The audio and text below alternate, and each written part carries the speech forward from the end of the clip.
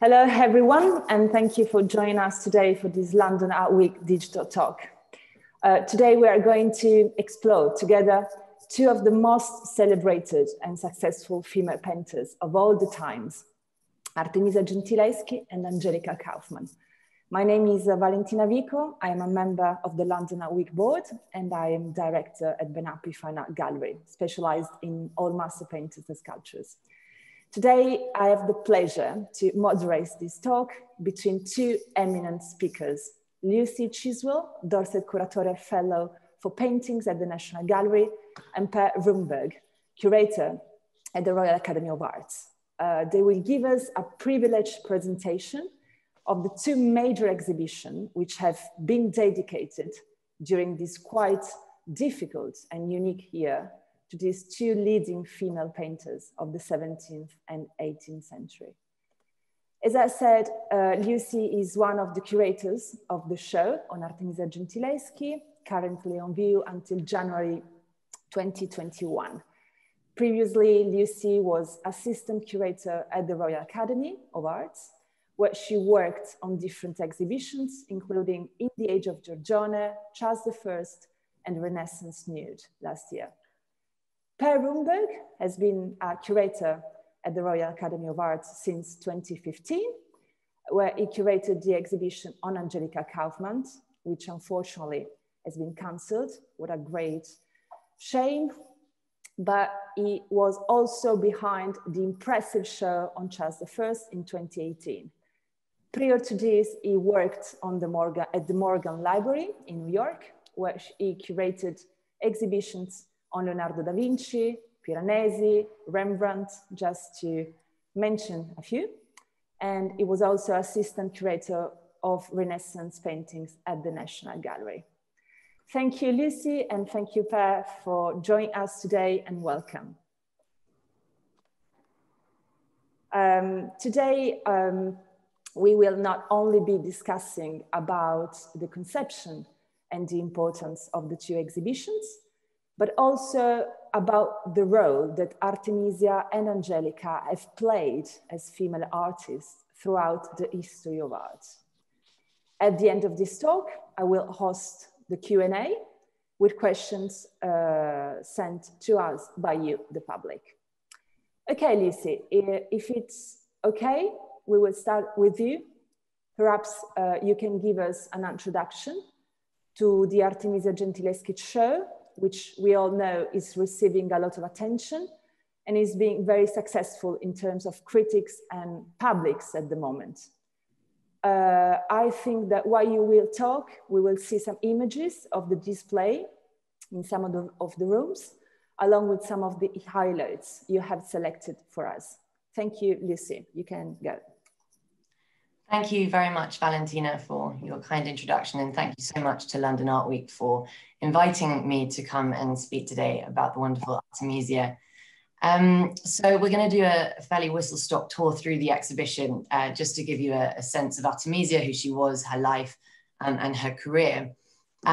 So Artemisia Gentileschi was really one of the most famous, if not the most famous painter in the 17th century. She painted in 5 different cities across Europe. Her career spans over 40 years, and she worked for some of the most eminent patrons, including Philip IV, King of Spain, the Medici in Italy, and very significantly, King Charles I and Queen Henrietta Maria of England. She was an incredibly independent woman, very headstrong, and a real businesswoman, and she really knew how to market herself. But most of all, she was a fantastic painter. And as you can see in the engraving here, she is described by the late 1620s as famosissima, very famous. So we'll just move on to the next slide, please. So the exhibition starts with this painting. Artemisia was born in Rome in 1593, and she trained in the workshop of, or the studio of her father.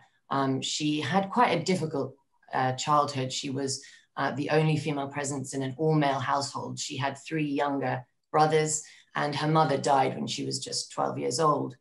But Orazio saw great promise in the young Artemisia, And I think we can see that very much from this painting, which she paints in 1610, of Susanna and the Elders at just the age of 17 years old.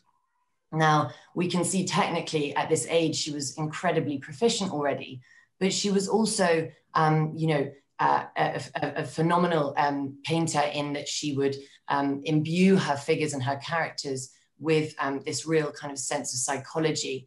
And we really get a sense of that from this sort of vulnerable, nude Susanna, who is leered over by these two elders while she's bathing in her garden.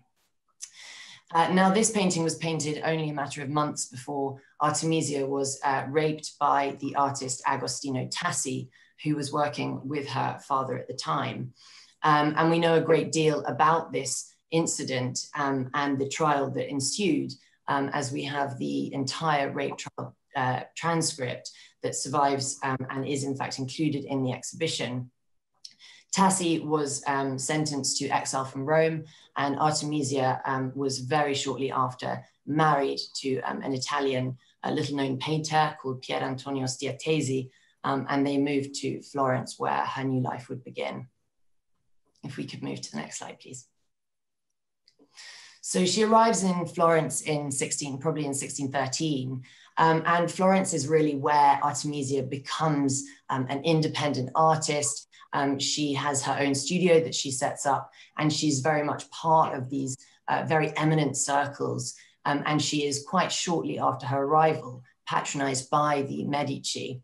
She's the first female artist to enter the Academy in Florence. The Academy had been around for 50 years, and she was the first female academician. And it's really here that she learns how to market herself as a painter. And we can see that very much in this self-portrait as St. Catherine of Alexandria, owned by the National Gallery. And we can see it in the number of self-portraits that she makes during her time in Rome. And this was, of course, a practical reason to paint herself in self-portraits, but also in terms of marketing herself as a very talented female painter, and not only market herself, but market her skills as well. She also, during this time, adopts her Tuscan family name, Lomi. So a number of her works in Florence are in fact signed Artemisia Lomi. So this is another very impressive kind of marketing ploy while she's in Florence. If we could move to the next slide, please. So it's in Florence that she paints some of her most famous works, and that's including, of course, the Judith beheading Holofernes. Now, this is obviously a very popular subject matter in the Baroque period, but Artemisia really tackles it, unlike anyone really has before, in this grand composition, and she really kind of, she alters the narrative of the story of this Israelite widow beheading the Assyrian general Holofernes, who's sort of taking over, who's taking over her city of Bethulia. And we can see her here, the brute force with which she's beheading this huge general, and the sort of accomplice maidservant who's been brought inside the tent and is kind of holding this huge man down. And we get a real sense of women together overcoming a very powerful man. If we could, thank you. So Artemisia has quite a challenging time in Florence as well. She has 5 children in 5 years, 2 of which survive past infancy, and 1 of which survives past about 4.5 years old. And she also sort of gains a lot of debt, and so she sort of leaves in quite a lot of trouble. But she returns to Rome in 1620 as a real celebrity. She's really made her name, and she's very sought after by many patrons in Rome for painting these dramatic history paintings and grand biblical narratives. She, of course, arrives in the 1620s when Caravagism is at its absolute peak.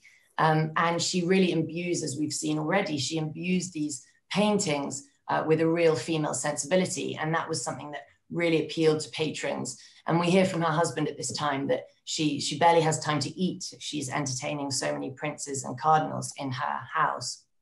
And we can see this painting here of Lucretia, the Roman heroine who was raped by Sextus Tarquinius and subsequently takes her own life. And I think Artemisia painting this subject would have had great appeal given her own biography. So after a short trip to Venice, where she goes for sort of probably 2 or 3 years, Artemisia moves to Naples in 1630. And it's here that she, for the first time, really starts working on a very grand scale and for public places. Up until this point, Artemisia's works have only really been seen in private palazzi. And after this, she's in Naples. From her arrival in Naples, she's painting works for churches and grand cycles. A painting, one of which we can see here, this painting of San Gennaro, which was part of a series of different paintings that were painted by different artists in Naples. And she had been invited to collaborate on this series by this very largely very male community of artists. And not only was she collaborating with other artists on large cycles, but she was also collaborating with artists within her canvases. And we can see that here, the architecture in this painting was probably painted by the artist Domenico Gargiulo. So Artemisia actually dies in Naples, probably in the mid-1650s, but towards the end of the 1630s, we know that she comes to London. And she probably arrives in 1638 and stays until 1640. And she didn't really want to come. She'd been asked twice by the king to come to London, but she eventually does come. She makes the treacherous journey to England from Naples. And it's in London that she is reunited for the first time in really about 20 years with her father, who had come to the court of Charles I and Henrietta Maria in 1626. And during this time in London, she paints this painting, one of Artemisia's masterpieces, Lapitura.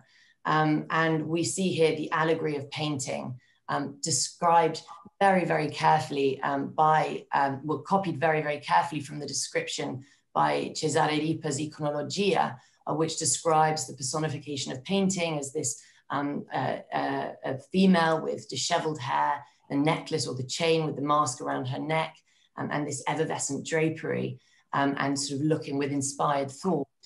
Now, this has often been referred to as a self-portrait, but rather than a kind of literal self-portrait, this painting by Artemisia was probably rather sort of more self-referential. She puts her initials right at the bottom, at the center of the canvas, and Artemisia Gentileschi fecit. You know, we know that she is associating herself with this personification of painting, and that really is, of course, something that no male artist could do. So we finished the exhibition here in London, slightly out of chronology, but we thought it was appropriate to bring her and her father together at the end of the exhibition, as we do at the beginning, as we can see in this installation photograph here. So we've kind of come full circle. We're back at the beginning of the exhibition, and I hope that from this image, you will be encouraged to come and visit. Thank you. Thank you, Lucy. Can you hear me? Yeah, I'm on. Okay. So thank you very much for this fascinating presentation. Thank you. From the National Gallery, we move now just a mile or two away to the Royal Academy of Arts. Per Rumberg will walk us through the exhibition on this great female artist of the 18th century, Angelica Kauffman. As I mentioned before, after the exhibition was hosted at the Kunstpalast in Düsseldorf, the show was due to open in June at the Royal Academy, but has sadly been cancelled because of the pandemic. So for this reason, I believe your presentation, Per, will be even more appreciated so that you can at least virtually, we can enjoy the show through your expertise. So please. Thank you, Valentina. So this is, I'm going to talk a little bit about the exhibition that could have been and should have been, but that we sadly had to cancel in the end. The exhibition opened in Düsseldorf earlier this year in January, at the end of January, and was then open in Düsseldorf at the Kunstpalast for a little over a month before they had to close the exhibition there.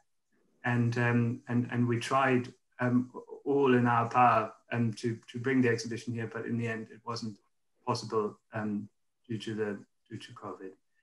You see here an installation shot of the exhibition in Düsseldorf.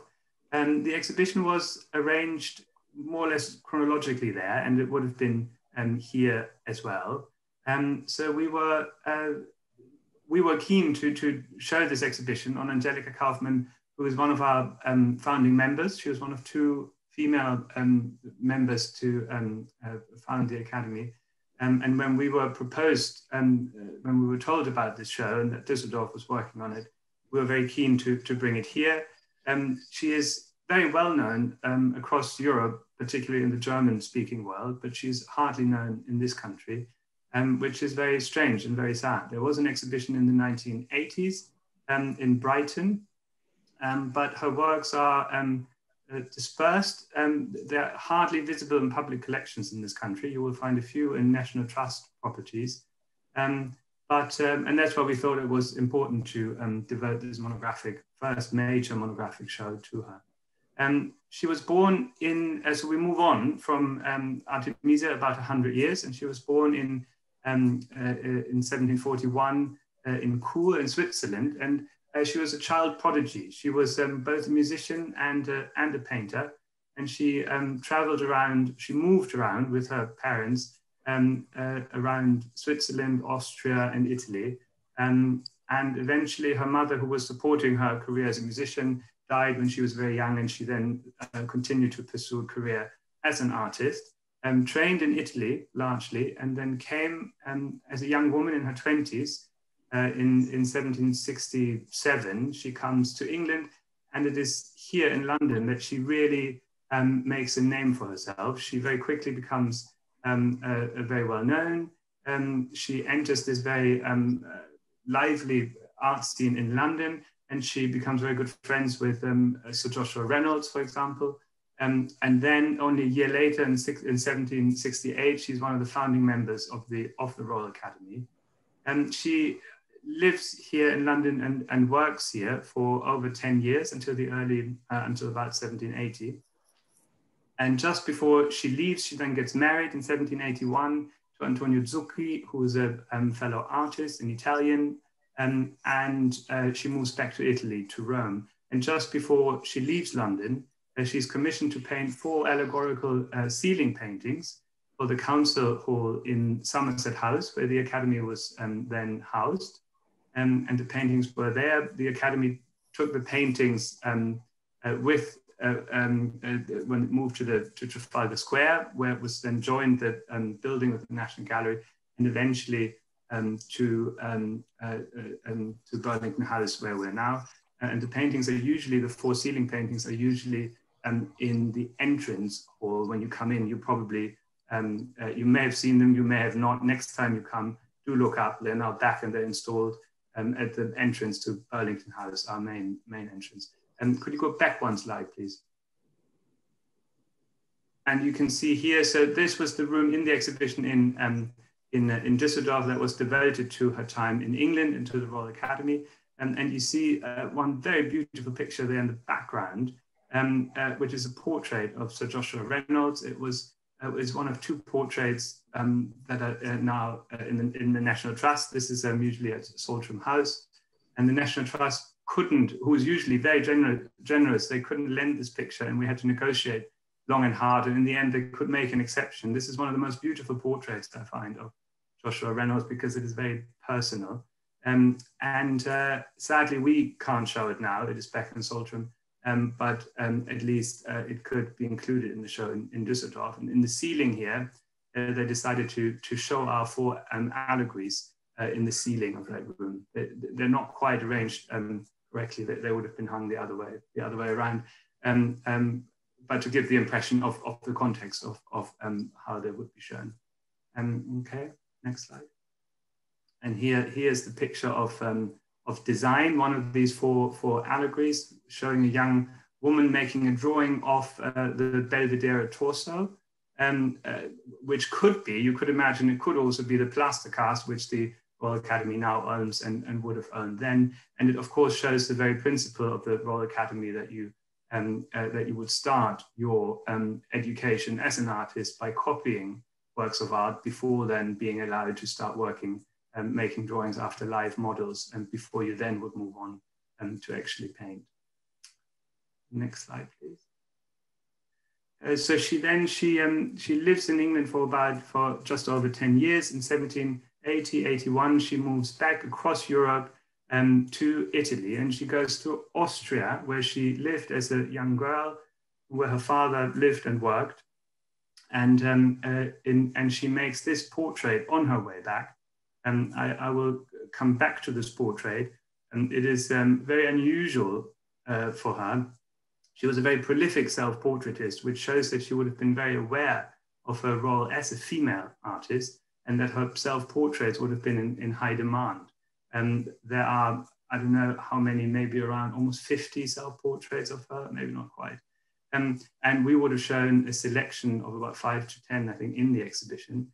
And this portrait, as I will explain later, really sticks out to me, and for me was the sort of a pivot for the exhibition. So she paints this portrait on her way back to Italy, and then she arrives in Rome. Next slide, please. She arrives in Rome, where she then lives for the last 25 years of her life. She lives and dies there, living right next to the Spanish Steps. And she has a studio there, and she dies eventually in 1807.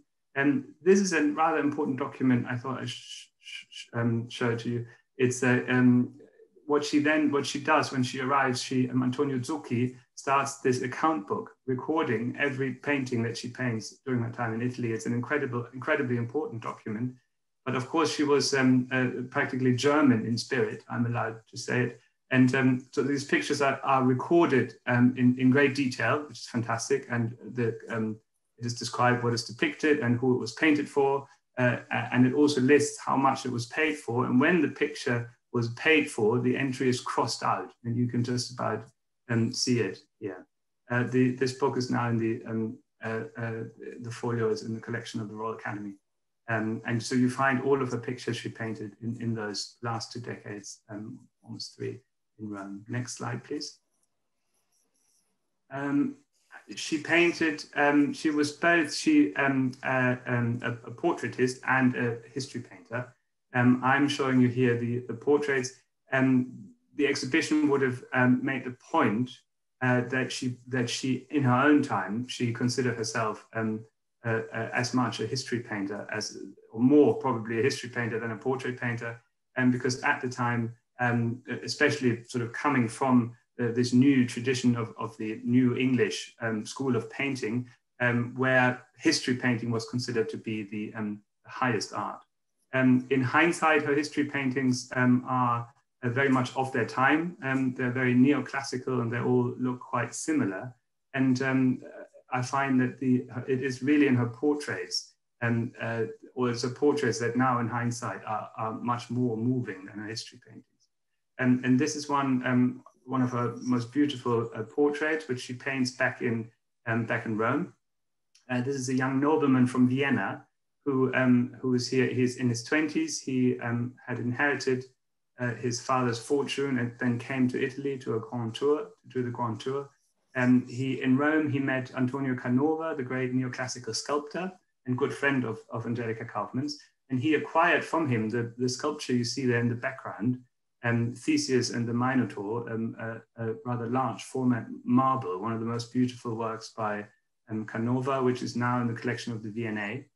And then when he returned to Vienna, he eventually commissioned Angelica Kauffman to paint his portrait. The marble must have already left Rome. So in order to include the marble in the picture, Kaufman went to Canova and asked him to use the plaster model, small scale model that he had made for it. The model, we would have shown the picture next to this model, which is now in the collection of the Canova Museum and on permanent display at the Accademia in Venice. And the two were seen together for the first time briefly in Düsseldorf, and it was rather sensational. Next slide, please. She paints, as I said, a great number of self-portraits. This is one of the most glorious ones. She paints this back in Rome, and now she is in her 50s, but depicting herself as a young woman, clearly looking back at her life.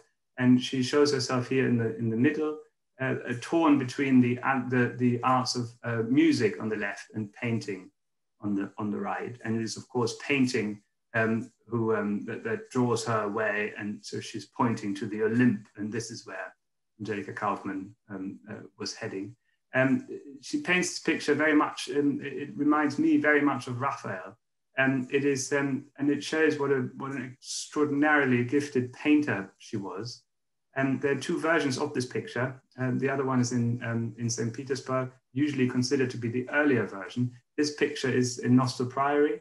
And it is so beautiful, in fact, this picture, that I wonder if more research could not perhaps be done. And I think this picture cannot be a secondary version. I think this must actually be the prime version.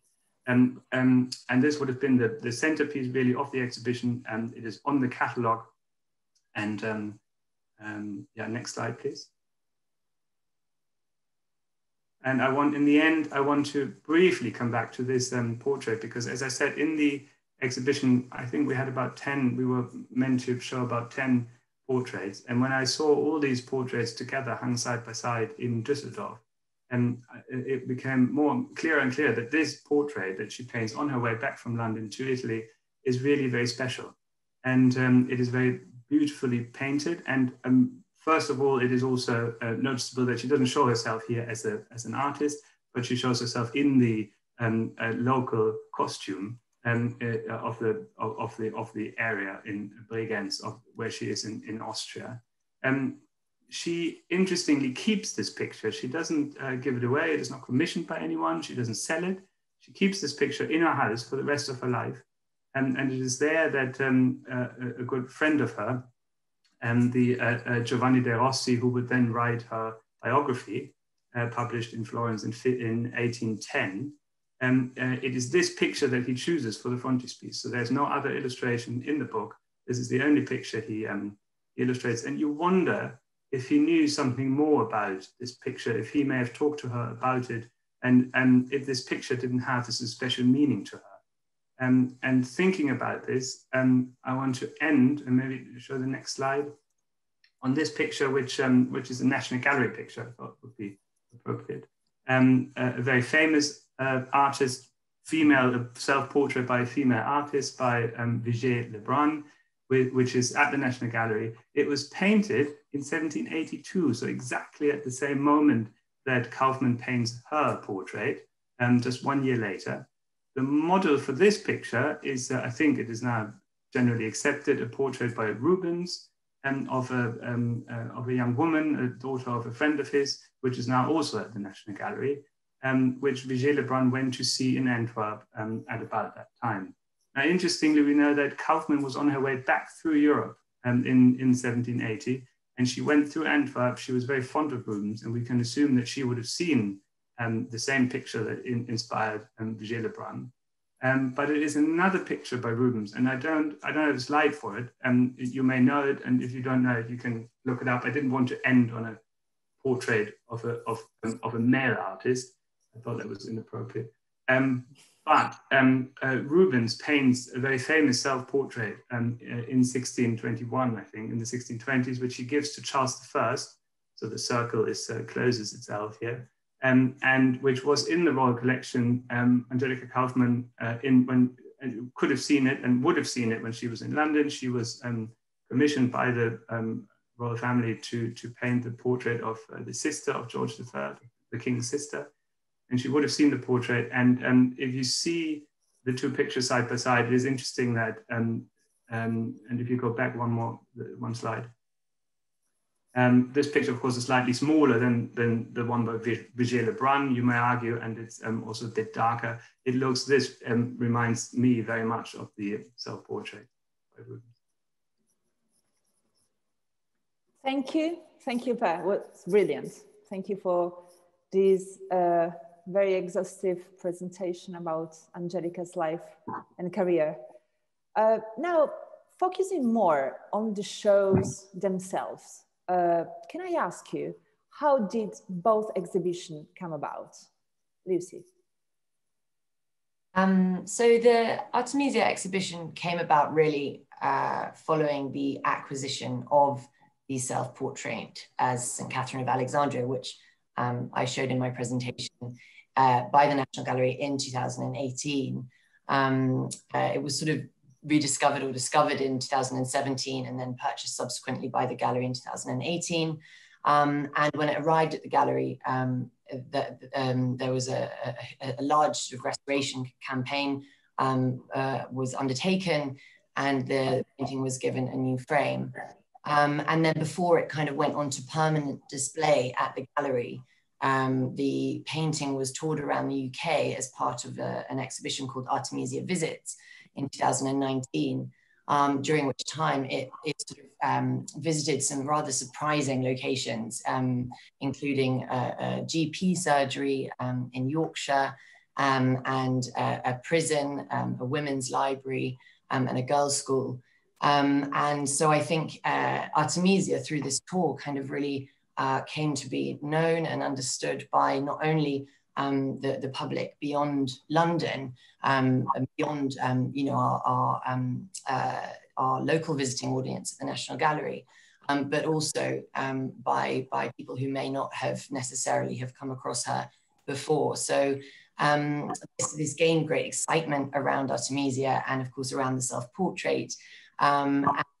As it was the first painting by Artemisia to kind of have entered a public UK collection, it felt very appropriate that the National Gallery would be the first place to hold the first monographic show in the UK of Artemisia's work. And I think since the 1970s, since there was this exhibition in Los Angeles on women artists from 1550 to 1950, Artemisia's work has kind of really come to be known by a wider public. And obviously in the 70s and 80s, she became quite a feminist icon for obvious reasons in relation to her biography. But I think sort of since 2000, there was a large show of her work in New York in 2001, in New York and Rome, on Artemisia and Orazio. And really since then, her work has really been gaining momentum. Of course, more works have been discovered by Artemisia as she's become a better known artist. And been shows in Paris and Rome in 2011, 2016, but there hadn't been one in the UK. So it felt the right time to really kind of give her place in the pantheon of great artists by holding this show at the National Gallery. Brilliant, thank you. And Per, how the exhibition on Angelica came about?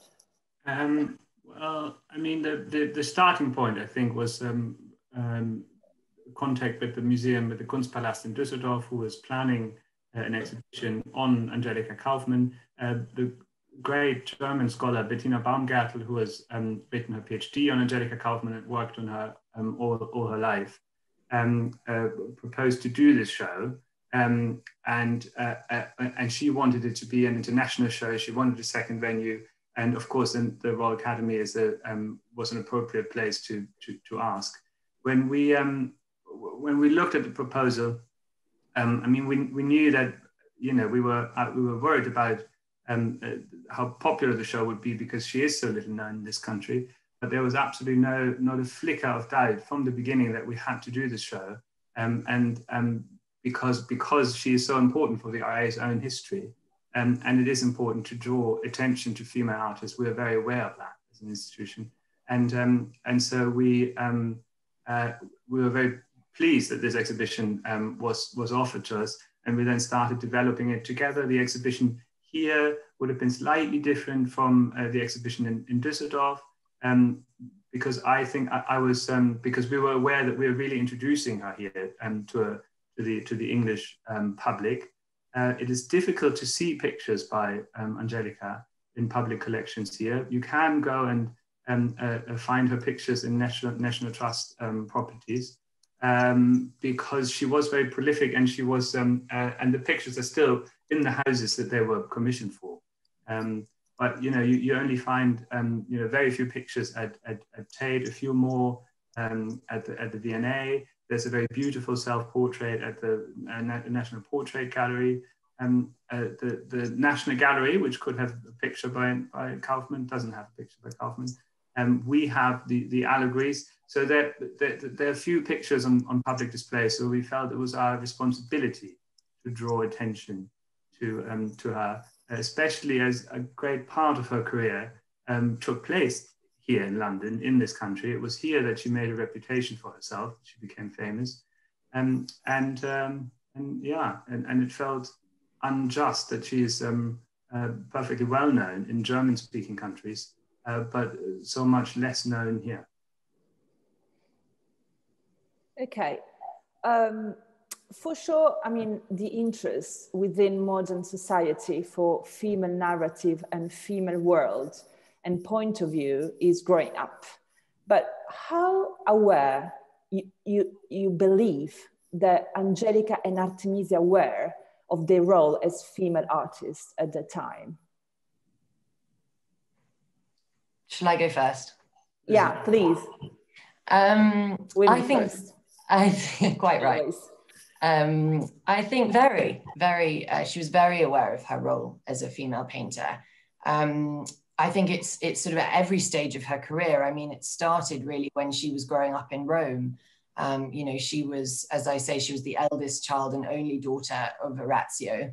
And she was, well, after her mother, she was the only woman in the household, and her three brothers were trained as well, and they would have had access to all the works of art in Rome. They would have been able to roam the streets, draw after the antiquities and works of the great masters of the Renaissance. And Artemisia would have been stuck at home, and she would have really only had access to other works of art when accompanied and sort of going to church. So I think right from the beginning, she would have been aware of that role. And then when she moves to Florence, she becomes, well, of course, she's the first female academician and the first female artist to be accepted into the Academy of Art. And she also is sort of a part of this wider circle of predominantly male figures. So she's great friends with Michelangelo Buonarroti the Younger, who was the great nephew of Michelangelo. And she was good friends with Cristofano Allori, the sort of very famous painter, a Florentine painter, after whom she calls one of her sons. I mean, they were incredibly close. He was in fact a godfather to one of her children. And Galileo Galilei was also and continued to be a great friend of hers. So she was very much the lone woman in this circle. She was, we know that she was very much in favor with the female members of the Medici. So Orazio in 1612 has already written to Christina of Lorraine saying, my daughter is a brilliant painter and she has no equal. So she's already, before she gets to Florence, had this reputation has been established before her. And when she arrives, of course, she's introduced to Christina Cosimo II de' Medici and his wife, Maria Maddalena of Austria.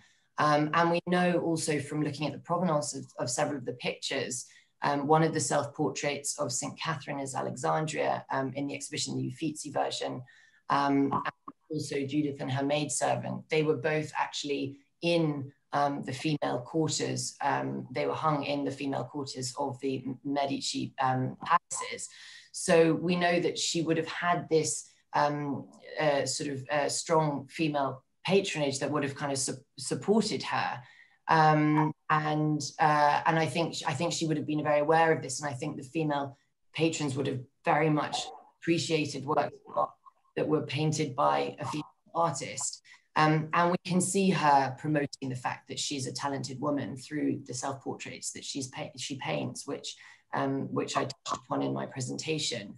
And then when she moves back to Rome, she's again very much involved in a kind of group of foreign artists, interestingly, based in the city, French artists like Nicolas Régnier and Simon Vouet, but also kind of becomes part of the Bent Vogels, the group of Dutch and Flemish artists that are working in Rome. And she's actually, interestingly, she's portrayed a beautiful drawing, a group of these artists, by a contemporary artist called Leonard Bremer. And she's the only woman in these series of portrait drawings, but she's in fact kind of drawn with a moustache and in sort of male dress. It's a really kind of fun drawing, but obviously immediately draws attention to the fact that she's a woman. And then kind of famously, when she goes to Naples, we really kind of see her. She's alone at this point. She's estranged from her husband, probably from, we know, from around 1623. She's just there with her daughter, and she's really kind of running a workshop. She's a real businesswoman, and we know that from these letters that we have that survive, particularly a group of letters that were written at the end of the 1640s and beginning of the 1650s to her, this Sicilian patron of hers called Don Antonio Ruffo. And she writes to him, you know, she says, if I shall not bother you for any longer with this womanly chatter. And she says, you know, if I were a woman, if I were a man, this would not have happened. And a woman's work is only, she says, a woman's name raises doubts until her work is seen. So you have a real sense of her kind of being a woman in a man's world, but not being afraid to kind of to see herself on a par with male artists. And we see this also in the letters, you know, negotiating prices and really with a very sort of strong business head on her. Interesting, for sure. I believe that Artemisia was an example of professional determination and resilience. What about Angelica? In a way, the situation was very similar, but also very different, I guess. Yeah, just to add one more thing to Artemisia, I mean, going through the exhibition at the National Gallery, I mean, of course, it is very obvious that female protagonists are very dominant, and that they're all, that might be an obvious point, but the I think an important point to make, and the same was true for Angelica, and both for the portraits that she paints, as well as in her history paintings, where she specifically picks narratives with female protagonists more often than not. But also the patrons, of course. In the case of Angelica Kauffman, I don't think it's a coincidence that you know, she works for the great and the good across Europe. But for example, I mean, arguably her most famous patron is Catherine the Great, and she works for the Queen of Naples. It is women who ask her, the female painter, to paint their portrait and to paint history paintings for them with these female protagonists. So I think that is all very relevant. And as I suggested before with Angelica and her self-portraits, the fact that there are so many of them suggests that they were in very high demand. So she would have been, from the beginning, she would have been very well aware of the fact that she was the one great exception. Of course, you know, in the 17th century, still in the 18th century, women artists were few and far between. And so, of course, they would have been aware of the fact that they were women, and it sort of is reflected in both in the self-portraits for Angelica and in her portraits as well as her history paintings. Okay, thank you. As I mentioned before, you both worked on Charles I's exhibition at the Royal Academy, if I'm not wrong, in 2018. Recollecting to this talk, the exhibition featured one work by Artemisia, the one that you probably showed before in your slides, and highlighted the role of Queen Henrietta Maria in forming the collection. So since you were both curators on this exhibition, can I ask you, was it a conscious decision to include this female narrative within the show? I'll let Per go first on this one. I think yes, it definitely was. And because we were not trying to rewrite history, we weren't trying to be revisionist. Of course, it was a very male-dominated environment. And of course, there was the King, Charles I, surrounded by his courtiers, his agents in Italy and all across Europe who were buying these or advising him to buy these pictures, setting up the sales.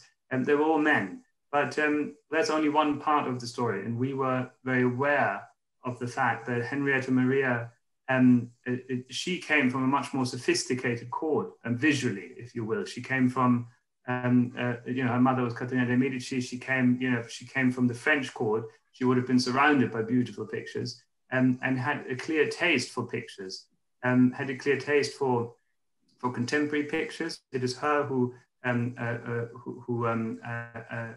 Artemisia's father, Orazio, works for mainly. So she had the taste for the contemporary history painting, for the contemporary paintings, whereas Charles's taste was much more for even then the old masters, for the Italian Renaissance pictures.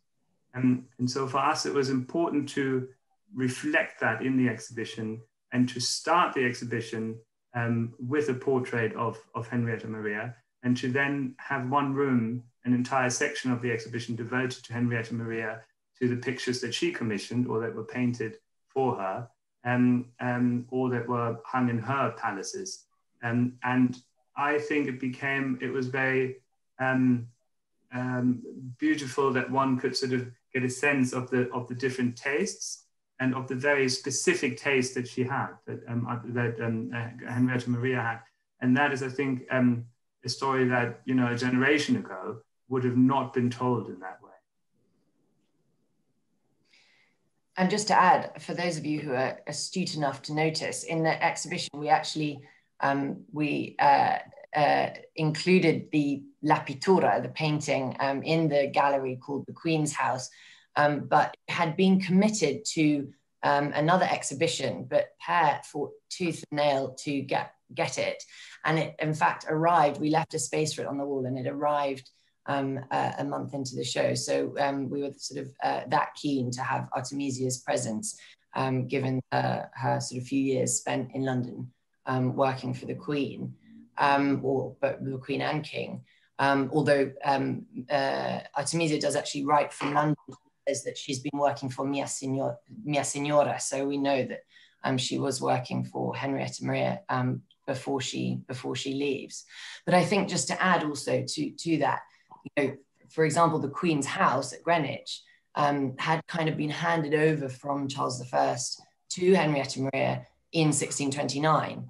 So he was responsible to see it to completion and to see the sort of decorative scheme sort of come to fruition.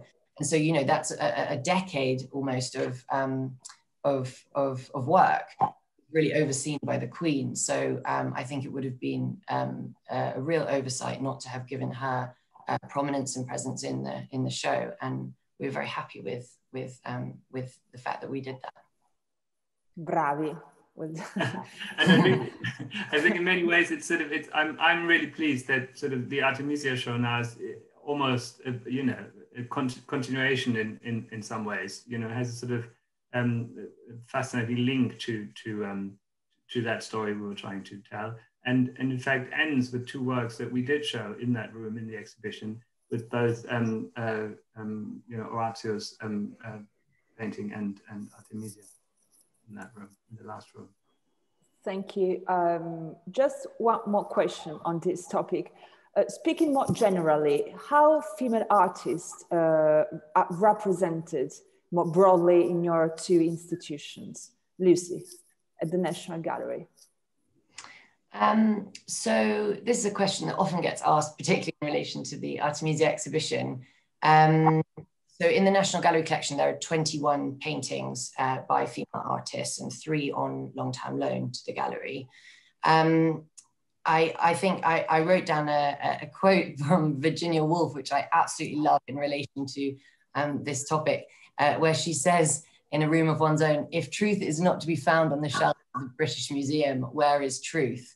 And I think that's really very appropriate when looking at the National Gallery collection. Of course, we are the National Gallery, not the British Museum. But I think there's a lot of truth in the lack of representation of female artists in the collection. And that is, you know, largely because women were not afforded the same opportunities as men, or female artists were not afforded the same opportunities as male artists throughout history. The collection of the National Gallery spans from the 13th century, the 20th century. And I think the few number of paintings, the few paintings by female artists is definitely representative of that. I think that it's no excuse not to talk about it now. And I think that that's certainly being done by the gallery, and I think has been being done certainly in recent years. For example, we have, you know, temporary exhibition program in which we, of course, borrow works by female artists. We've got Artemisia on at the moment. We've just opened an exhibition called Sin, in which we have a work by Tracy Emin, surprisingly. But also in 2019, Riley painted The Messengers in the Annenberg Court at the National Gallery. And we also have an artist in residence program in which the current artist is Rosalind Nashashibi, and our contemporary fellowship has just been awarded to a female Indian artist, Nalini Milani. So I think as I say, the conversations are certainly happening. And I think there's still, of course, a lot of work to be done, but I do think progress is being made. And I certainly think the Artemisia exhibition is sort of contributing to that. So it's very exciting. Absolutely. Claire. A case in point. Yeah, I think all institutions now are keenly aware of that. And we're looking at, you know, to diversify our collections, our exhibition programs.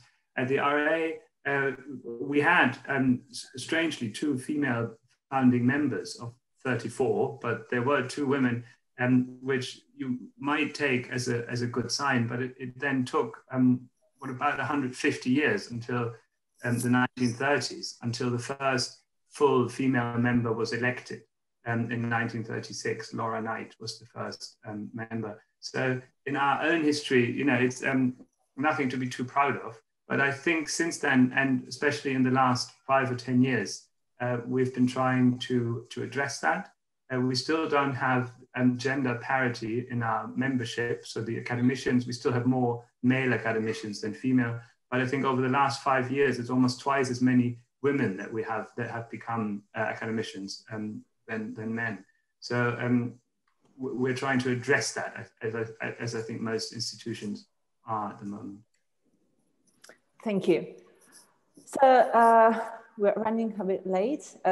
So this conversation has been, I believe, really productive to understand the role of Artemisia and Angelica as female artists. But just one moment, stepping back from this topic, can I ask you, as pure art historians, as you are, what do you think and what do you find in Artemisia and Angelica's painting style that makes them such important artists, in few words?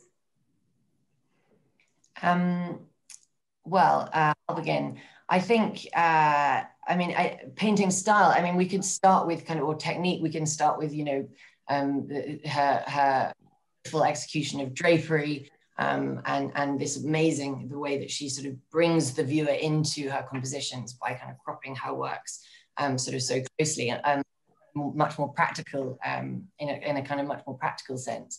But I think, as Per mentioned earlier, the fact that, you know, she is painting so many female protagonists in these works were very very common in the Baroque period. I mean, these weren't by any means works that subject matters that hadn't come before and indeed after. But I do think it is this this element of kind of female experience that she gives her figures, not only physically, but also psychologically. She really almost kind of embodies the protagonists in her paintings. And I think that's really what sets Artemisia apart. And I think Artemisia, I mean, it's of course the choice of subject matter is one thing, but it's of course it makes a huge difference if a woman paints Susanna and the Elders, or if a woman paints Judith and Holofernes. And so there is on a, you know, there's a whole dimension to it that a man could never depict. So I think that is hugely, hugely meaningful. And for Angelica, you know, I think you can find it in some of her portraits. And I mentioned, for example, the portrait she paints of Joshua Reynolds, who was a good friend of hers, which is a very, very intimate portrait. And she brings a sensitivity to it that most of her male contemporaries lacked, I think. Thank you. Thank you. Okay, before finishes this talk, we are receiving quite a lot of questions. So if you agree, Lucy and Per, I'm gonna select few of them.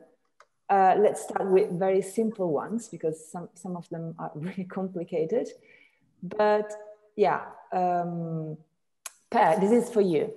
A spettatore anonymous follower is asking you is there a book, a catalog currently available on the Angelica Kauffman exhibition? Good question. Yes, the book is. Here we are. The book was produced for both exhibitions. It is available in German if you speak German, and in English. And so it's the English edition that has this the beautiful allegorical portrait on the cover, and it is available, I believe, on our website. And as the exhibition has not happened, yeah, the catalogue is there waiting for you. Fantastic. Lucy, this is for you. It's quite an interesting question. Joyce would like to ask you, why did Artemisia move around so many different cities? Question. I think it was a combination probably of personal circumstance and opportunity. I think she certainly left Rome for reasons that we've discussed following her rape and subsequent trial. And then I think in Florence, of course, the situation with her finances was difficult, so she returns to Rome.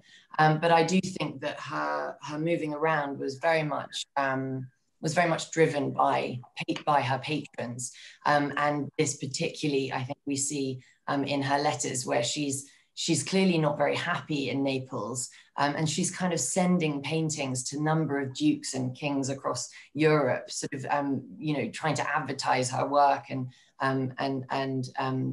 get out of there. I mean, she spends sort of a quarter of a century there, and you know, the last half of her life. But she certainly isn't content.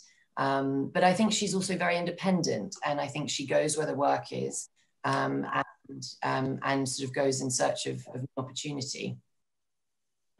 Okay, thank you. Carmen Loyola is asking if, I mean, how and why these two very skillful and successful women were forgotten during the time?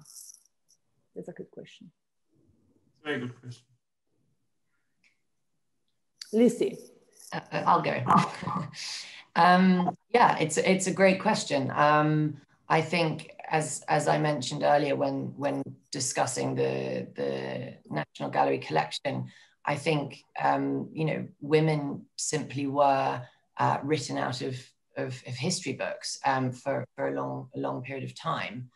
I think in Artemisia's case also, towards the end of the 17th century, there became a kind of renewed interest in classicism, and the followers of Caravaggio kind of fell into obscurity a little bit, only to kind of be, particularly in Artemisia's case, kind of recognized again in the 20th century. And I think really in the 20th century, Artemisia kind of really sort of gained momentum in the sense that, you know, more and more people were hearing about her, and she became this sort of feminist icon. And I think that the biography of Artemisia is something that many people associate with her alone. And it's an incredibly important element of her character and her you know, her career. I think, you know, what we were trying to do, and I hope we've done successfully in this exhibition, is to kind of reintroduce, or to introduce her also as a very gifted painter. So while of course dealing with the biography in a sort of sensitive way, I think we've succeeded in showing her at her absolute best. Per? Yeah, I mean, it's a very good question. It's difficult to say. I mean, that on a positive note, I mean, it is great that there is now a renewed interest in women artists from, you know, throughout history, and which allows us to do these exhibitions. So that is a good thing. Why Angelica Kauffman was so forgotten, or especially in this country, I do not know. She was incredibly popular in her day, and she was very popular in this country, and painting both portraits and history paintings, which are now across the country. But, you know, they were all in private houses, and didn't enter public collections. Yeah, it's a very good question. We stay with you, Per, and we are people following us from the US right now, and someone is asking if there is any painting by Kaufman, by Angelica, in the US that we can. There are a few in public collections, others in private collections. Most of her pictures are in Europe, both in the UK in private collections and across Europe. Okay, a very last question for Lucy. Of course, there are a few questions about Artemisia's trauma and bio, and we all know that she has been raped. So someone is asking you to talk more about Artemisia managed her self-image in terms of the trauma. In more contemporary thought, her trauma is so central in her image, but in her own time, was she utilizing this narrative? How did she experience all these narrative around her trauma? This is a question that is very often asked and has been discussed to a great degree. I think it's quite simplistic to look at her paintings as simply, you know, these kind of powerful women, as simply a sort of reflection of her own biography and experience. That said, without wanting to belittle it, I think that, you know, her experience certainly would have allowed her with Lucretia to have a certain sense of affinity with these female protagonists, having been through such a horrific ordeal.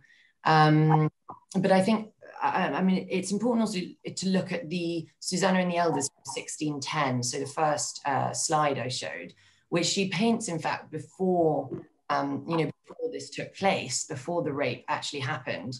And you do get a real sense of the female protagonist of Susanna really kind of struggling and wanting to kind of push away these two leering men.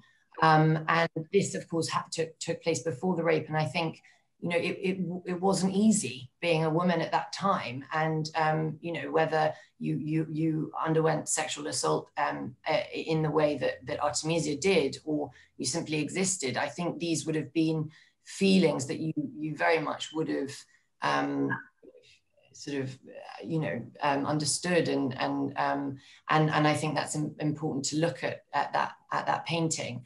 I mean, I think particularly the Judith beheading Holofernes is, you know, of course, it's been discussed that this is her kind of revenge painting, and this is a portrait of Tassi, and this is a self-portrait of Artemisia doing the beheading. And of course, that did happen. You know, Christopher Laurie does do that in the painting of Judith beheading Holofernes. You know, he puts himself as a portrait, as a self-portrait is the head of Holofernes, and his lover who spurned him is the Judith. So, you know, this is certainly something that's happening at the time. But I think, you know, this I don't think we can read it simply as that.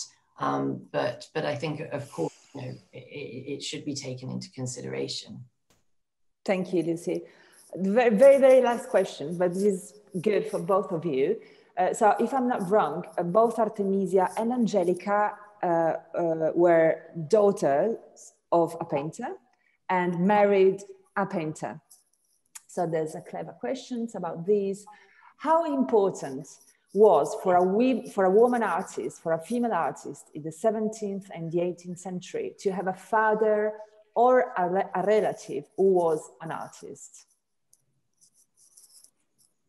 Per, you go. I think, yeah, it's a very good point. I hadn't thought about that, but it's, I think it was, it probably did help, because for them it was not the usual career. It was not a natural move, because they were very much the exception. So they almost needed somebody to guide them, or you know, to open doors for them.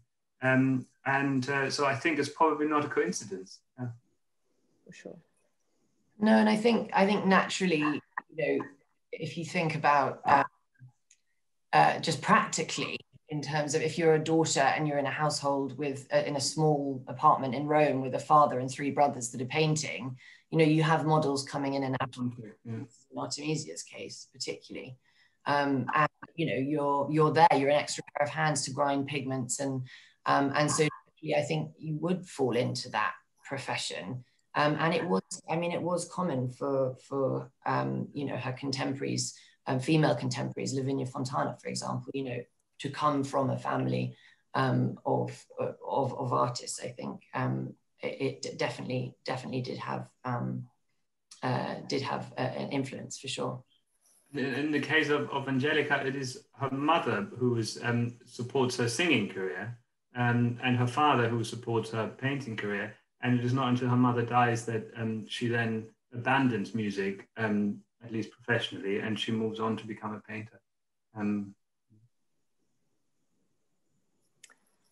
Okay, I think we are fine. It has been a pleasure. It is great to know that we can learn so much despite being so far from a normal reality.